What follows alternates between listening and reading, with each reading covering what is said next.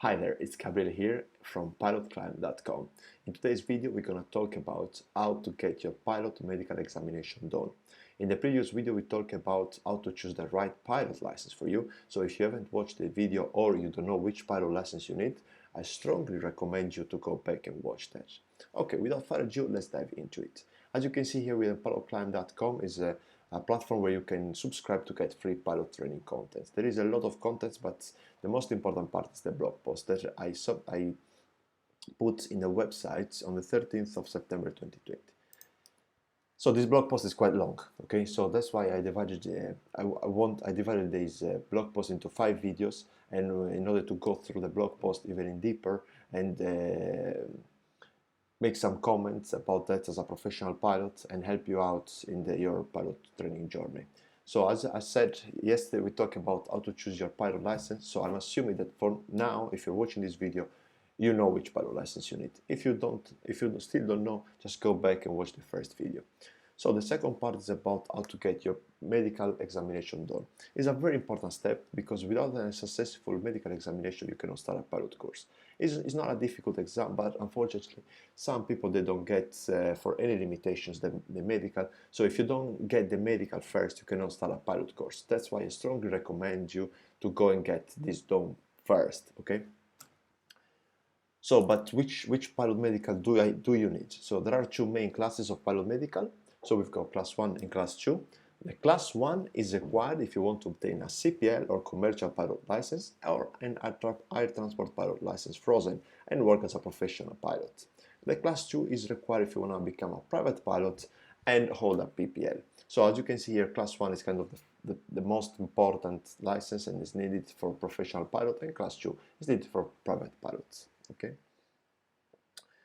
Fine. You have to understand that once you do your medical examination, you have a period of validity.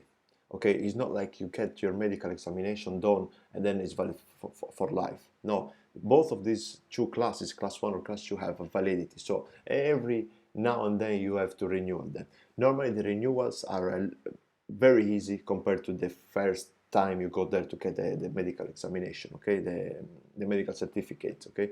But what are these validity? Okay, the medical examination and review, the class 1 is valid for a period of 12 months, so 1 year, until you have reached the age of 60 or you operate as a single pilot in commercial air transport and have reached the age of 40. In these two cases, so either you turn 60 or you're operating as a single pilot of commercial air transport and you are 40 years old or older, in this case the class 1 is valid only for 6 months. Okay, so let me explain a little bit what you operate as a single pilot means. So let's say I'm an airline captain. Okay, I'm an airline captain, so that means that every time I go flying, I fly all the time with a first officer. So we've got two pilots in the front that operates an aircraft. So in case something happened to me, I've got a backup of a first officer that is fully capable to fly the plane. But if you do something similar to this, okay, if you, let's say you fly for passengers, but you operate an aircraft that only requires one pilot, then in that case, once you reach 40, you need to do the renewal every 6 months. This makes sense because, of course, as a single pilot, you need to be extra checked because there is only one pilot in front that's gonna fly the plane, okay? So that's, I hope, is clear. And the class 2 medical, so the private pilot's medical, is valid for a period of 60 months until you get 40, and then is valid for 24 months when you age between 40 and 50, and 12 months when you're older than 50.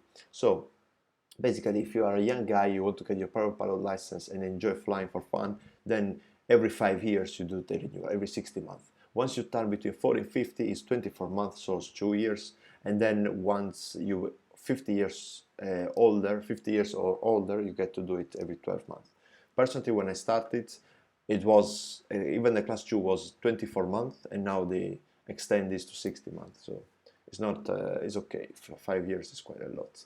So what I did as well from this post, in order to make sure that you get the real and official information. I took from the EASA website an extract where you can see the validity and the renewals of class 1, class 2 and so on. So this is actually the real registration where it says. So if you have any doubt, check down here, and that's exactly what the registration says, okay?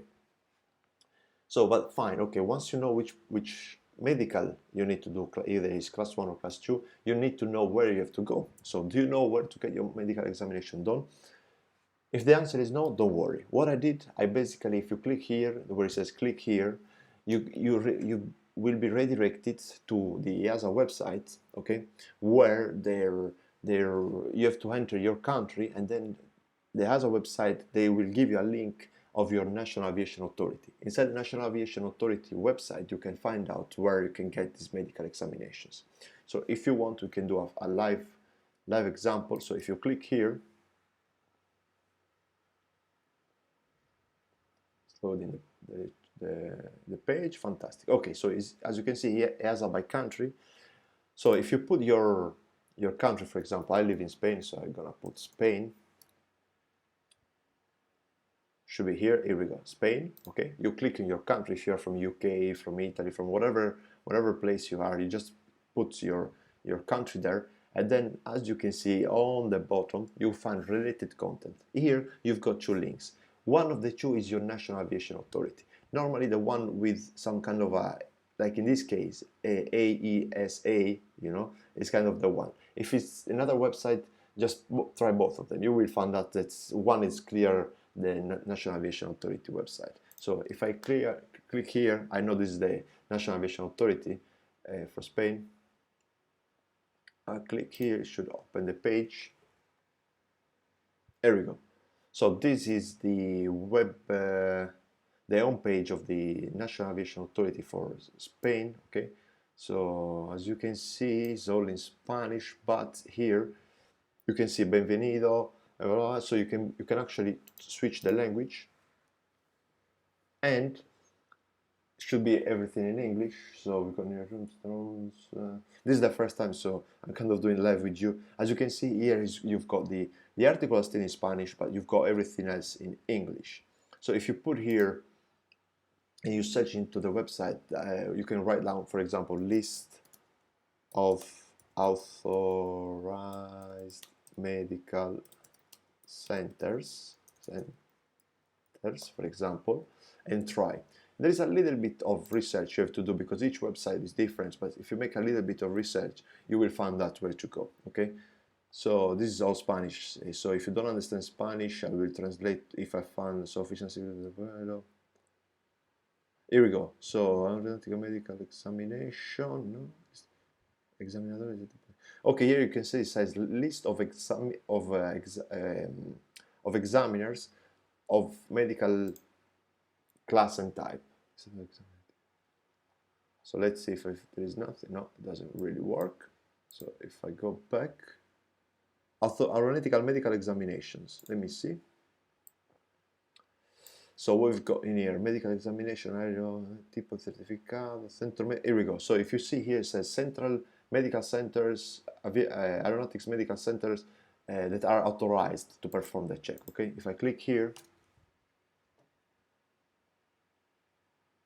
here we go. So if you see here, you've got the AEMC, which is basically an acronym to say that is a medical center that is authorized to do class 1, class 2, class 3, all type of license of medicals. Okay, so if you go here, depending where you are, you're gonna get your medical center. I live in Canarias, so I always go to this medical Centro Medical Aquesta. They are very nice people. I go there every year. I do my class 1 medical, and that's it. So now that you know how to get, I know sometimes, I mean, sometimes it will take a little bit longer time, okay, to find out where to find your closest medical center for you, but a bit of research you're gonna find out. Don't be afraid of that, okay? It's a little bit of research. Sometimes try to change the words, but you're gonna get there, okay?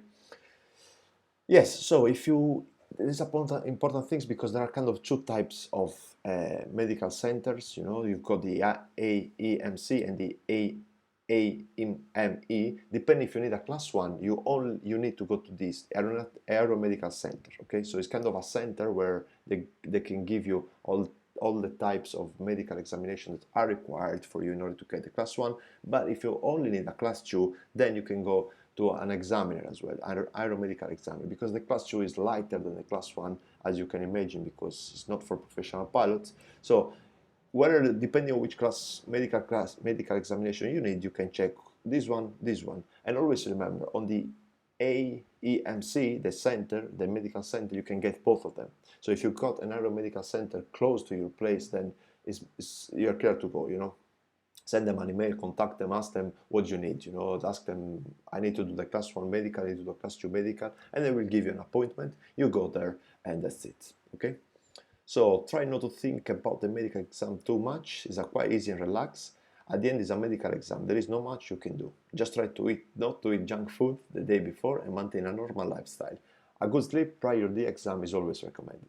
So, I mean, you can do something, you know, in order to pass the medical exam. For example, try to have a normal lifestyle. You know, don't eat junk food every day. Try to exercise a little bit. You don't have to be crazy. You know, just try to be normal. You know, normal person, and there should be no problem. You know, then of course every case is different. But if you're a normal person with a normal lifestyle, you should be clear to go. You know, so don't get stressed out too much, because at the end it's just a medical exam. It's your body, it's your brain. You know, so it's not like something that you can study. You know, so just be yourself, easy, relax, and enjoy the process. So then, on below that, the next line, I just put a link on the, again, the official documentations that you can read if you have any, like for me, like as you can see, I've got glasses. In here you can read what type of, until which type of limitations, until which degrees you can wear glasses, okay? For example, if you have -1 degree, can you fly? In there you're gonna find out, okay? So now that it's all clear what you have to do in order to get the right class medical examination done, in the next video we're going to talk about the various licenses in deep. So we're going to talk about the structure of the courses, we're going to talk about the theoretical courses, the practical courses, and so on.